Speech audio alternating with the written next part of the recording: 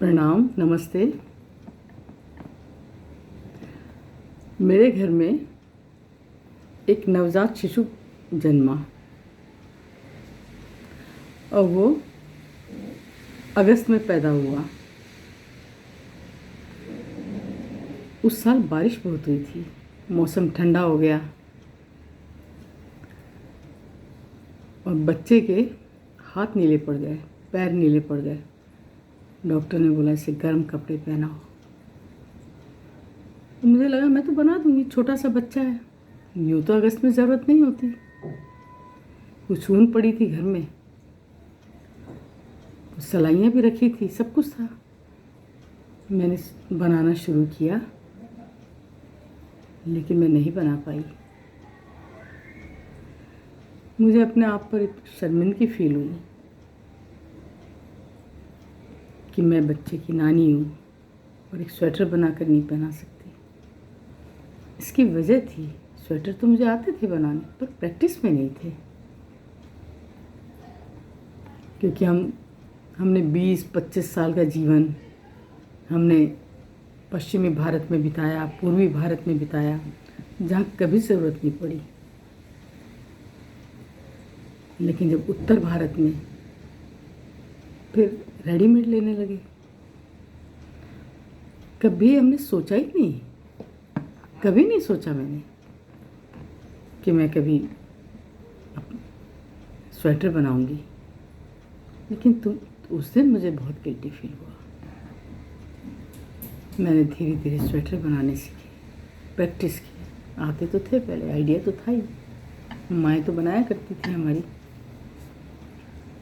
उत्तर भारत में मैंने बहुत से लोगों से पूछा, लेकिन वो इतना परफेक्टली नहीं जाना, शौक ही नहीं था, बस काम चल रहा था। रेडीमेड स्वेटर थोड़े हार्ड होते हैं और अगस्त में कहीं मिलते भी नहीं, या मिलते भी हैं तो साइज़ के नहीं मिलते। बच्चे को तो बहुत कोमल स्वेटर चाहिए ना। फिर मैंने निश्चय किया कि अब जो भी बच्चे होंगे मैं सबको खुद स्वेटर बनाऊंगी। मुझे याद आया कि मेरी माँ, मेरी सास, मेरे ससुराल पक्ष की महिलाएं, मेरे मायके पक्ष की महिलाएं खूब स्वेटर बनाती थी। कई बार हम भी उनके साथ जाया करते थे ऊन लाने। बाज़ार ऊन से पटे पड़े रहते थे। सर्दियों में छोटे छोटे दिन होते थे, तब भी बड़े शौक से धूप में बैठकर महिलाएं स्वेटर बनाया करती थी।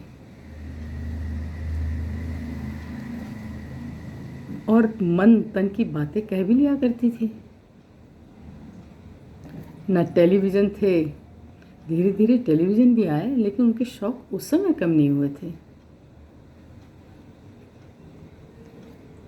तो अब देखती हूँ मैं, अब किसी के घर में जाती हूँ तो 70s 80s की जो महिलाएं हैं वो काफ़ी बोर हो जाती हैं। कितना टीवी देखें, कितना फ़ोन पर बात करें। कढ़ाई तो नहीं कर सकती, सभी तो नहीं कर सकती क्योंकि आंखें कमज़ोर हो जाती हैं, उतना कंसंट्रेशन नहीं रहता।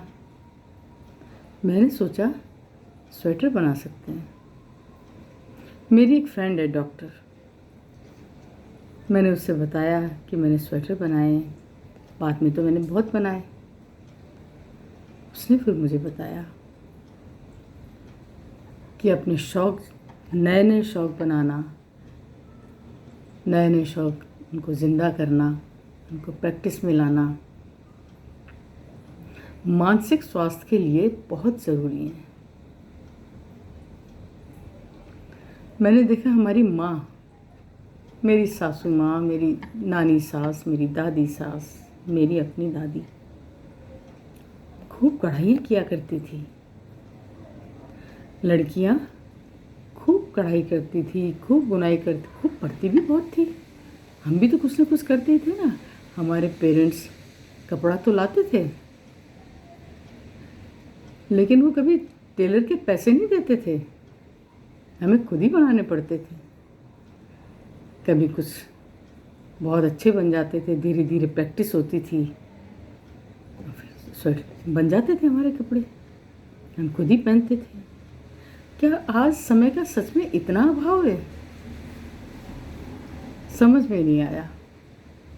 हम कुछ न कुछ समय अपने हॉबीज़ के लिए निकाल सकते हैं। गार्डन तो रहे नहीं, गमले हैं छोटे छोटे, गमलों में हम कितने पौधे, छोटा घर है तो कितनी बड़ी बालकनी होगी।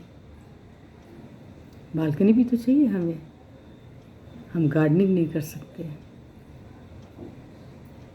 और टेलीविज़न कितना देखेंगे, कितने सीरियल देखेंगे। मुझे याद है मेरी माँ सिलाई बुनाई कढ़ाई में मास्टर थी। हमें भी बहुत कुछ सिखाया उन्होंने। मेरी बुआओं को सिखाया। हमारे अड़ोस पड़ोस की लड़कियां आ जाती थी सीखने, बहुत मनोयोग से सिखाती थी। और वो पढ़ती भी थी और साथ में अपने हस्बैंड का, सबसे पहले उस ज़माने में लड़कियां स्वेटर बनाया करती थी। वो बनाया। एक धागों का प्यार एक से मिला दूसरा अलग ही होता है। जैसे राखी का होता है ना, धागे धागे होते हैं, जैसे हम अपने हाथ में मोली बांधते हैं। फिर लड़कियां ससुराल जाती थी, चादर काढ़ती थी। जब पहले ससुराल से आती थी तो बहुत खुश होती थी।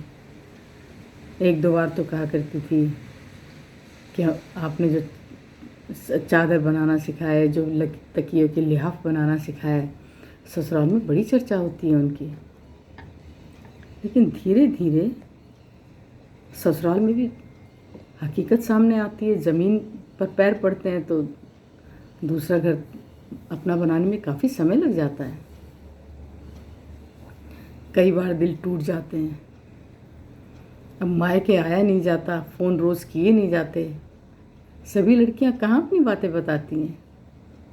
तब वो आके बताती थी कि ससुराल में होता क्या है।